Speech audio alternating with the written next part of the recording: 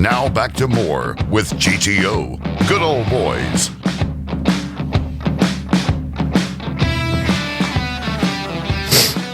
Hey guys, we're back here with Randy and Robin Howell. We have just caught a mess of fish, and we're ready to work on the winning mess of fish, I think. But we're going to find out first. Randy, it's all yours.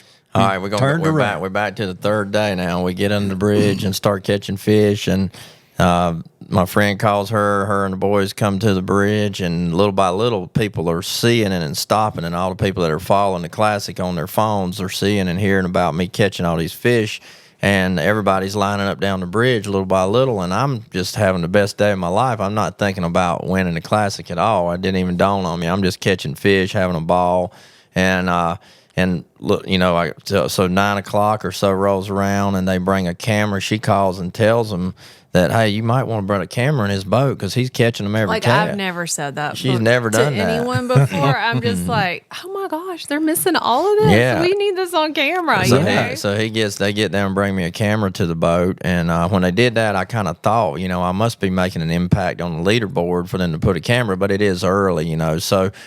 So all the way to 12, I catch them at every cast, literally all morning. That's where they quit biting the bait I was throwing. That's when the Livingston crankbait came into play. I had a prototype bait, and I tied it on and got them biting again and started catching them every cast. And so at 12:15, I get this same feeling again. I just had catch 4.5 to 4 3/4 in cull, and the same feeling voice again says, go to the back of the creek right now.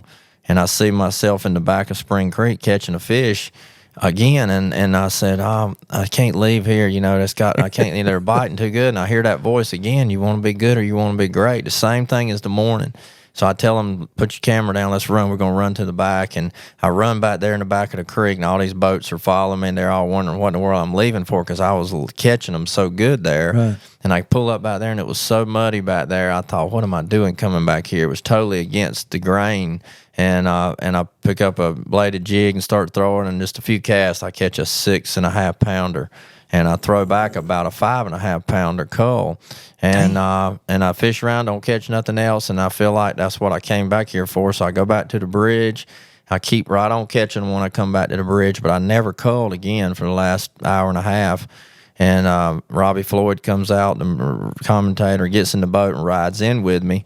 And I still never dawned on me that I might have a chance to win. And roll in and get in the truck, and we starting to drive about an hour and a half back to Birmingham, me and her, and I haven't eaten all day. I was starving to death, and I had a bologna sandwich, and we start riding. I said, now you can tell me, because in Bassmaster you can't look at Bass Track, and you can't know who's doing what until it's already done. So I said, hey, what place am I in today, or how am I doing today? And she said, you really want to know? And I said, yeah. She said, well, you've been leading since 7:30 this morning. And I'm like, all of a sudden I got sick, and I couldn't hardly eat my sandwich. I started crying. He really put his sandwich down. I put my on sandwich the console. down. Yeah, I got to crying, thinking of what if I win. Then I'd be like, no, don't get your hopes up. There's no way it's gonna happen like that. Being in 11th place, and I was a wreck. So an hour and a half I drive there, and I'm just tore up the whole way. Thinking, are you driving? Yeah, I'm driving the whole way, and she's riding with me, and we got to get to the arena. So when you pull into the arena for the Bassmaster Classic, if you're going to win, you're going to be one of the last 5 people to weigh in. Typically, that's how it always had been. That was my 12th Classic at the time, so I'd been there before, and I knew how it worked. And they hurried up and said, they're going to pull Howell on in. They called him on the radio, and so I'm like hurrying up, getting my fish. And actually, when they pulled me through the curtain, I was still taking the cull pin out of the fish as I went up there on stage. And so I thought then, well, I ain't going to win, and she probably thought the same thing because that's the way it worked. Yeah. And so, but when I got up there, I weighed 29 pounds, 2 ounces, and they thought on Bass Track I had 27 pounds because I couldn't guess them real good because I hadn't caught that many that big before. So then they put me in the back room with Mark Zona, and they, trying to calm me down, and they bring me back out and put me on the hot seat for the last 5 guys to weigh in. And they told me before I went out there that Paul Mueller was the Federation angler that had caught 32 pounds the day before, and that he was the only one that had a big bag. And if I could beat him, that I probably was going to win. So I was tore up when I got out there, and I thought, oh my gosh. So then I sat on that hot seat, and I'm like tears, and they're giving me Kleenexes, and they're making me drink Diet Mountain Dew because it was a sponsor. And it's terrible, and I'm just a wreck, and everybody's laughing, and so everybody weighs. Paul Mueller said, they say, he needs 25 pounds, 7 ounces to take the lead from Randy Howell, and Dave Mercer puts them on the scale, and they looked like they were all that long, and he sat the basket up there and said 24 pounds, and he turned that way. When he looked at me, I knew that was the moment that So meanwhile, I'm in the stands. Hits me again. And they had sent a writer over to me, and that usually means, okay, he's going to win. But then right before Paul Mueller came up, they sent the writer over to her. And so at that moment, I'm like, oh, gosh, they think he's going to win. Right. So you try not to get yourself too high, because if you do, you're such a letdown. So we try, it's just we one of lived in those that all our life. coping systems there. Yeah, we lived in that all our life, where the last guy always beats you in the fishing world, so don't get your hopes up. And so that's kind of where we were at. And then all of a sudden, I got the feeling that, I might be about to win this thing. And I was tore up, just like I am now, just reliving. It's been 10 years, and it's still 10 years just this past week. Yeah, a couple weeks ago. And it still tears me up. It does. Well, it should. The best of the best, man. Yeah. They ain't but so many. Well, he's tore up. The day that they called me that morning, I was actually walking into this store, and I had ordered food for me and the boys, and we were going to the bridge close by here. Mill Creek. Yeah, and then they're like, no, come to Spring Creek. I'm like, ooh, that's a long ways away. Hurry up, we got to get our food. So. That's your pose right there now. Get a picture. Oh, hey. Uh-oh. Here we go.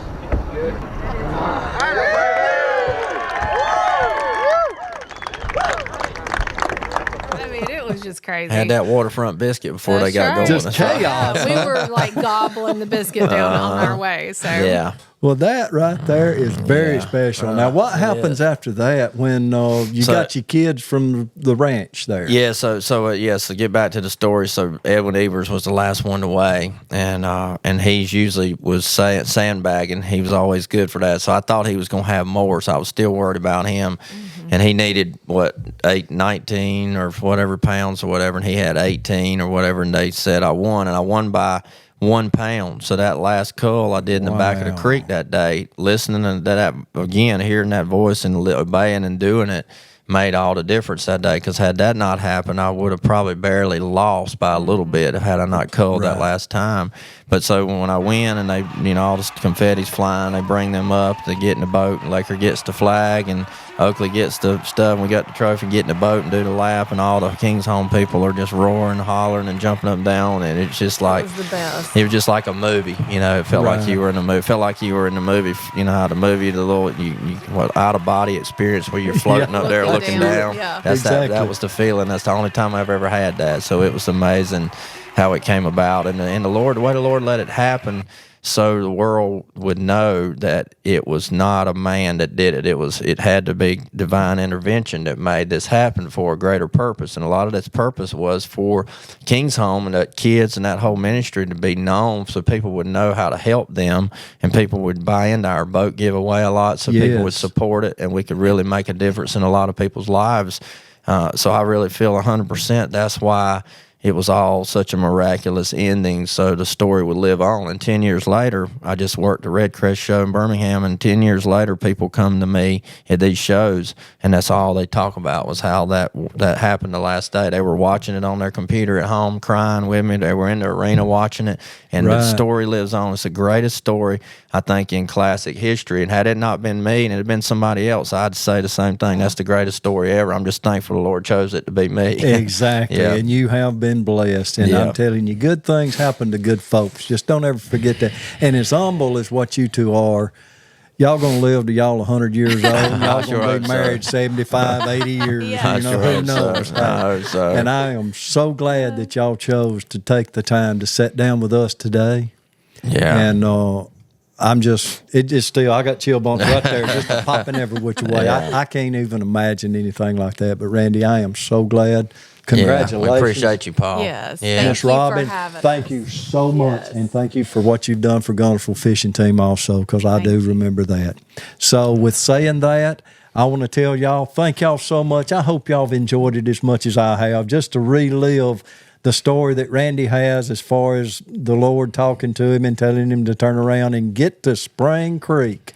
So, guys, if y'all hear that voice, you might ought to listen to it, because it ain't the devil all the time. Yeah, it ain't the devil all the time. So Yeah. y'all back your ears and y'all have the right attitude. Y'all be happy. Life's good. Life's good because you make it good. So y'all get out there, and through Jesus Christ, anything is possible. Please don't forget that. Y'all have a great day. Thanks a lot.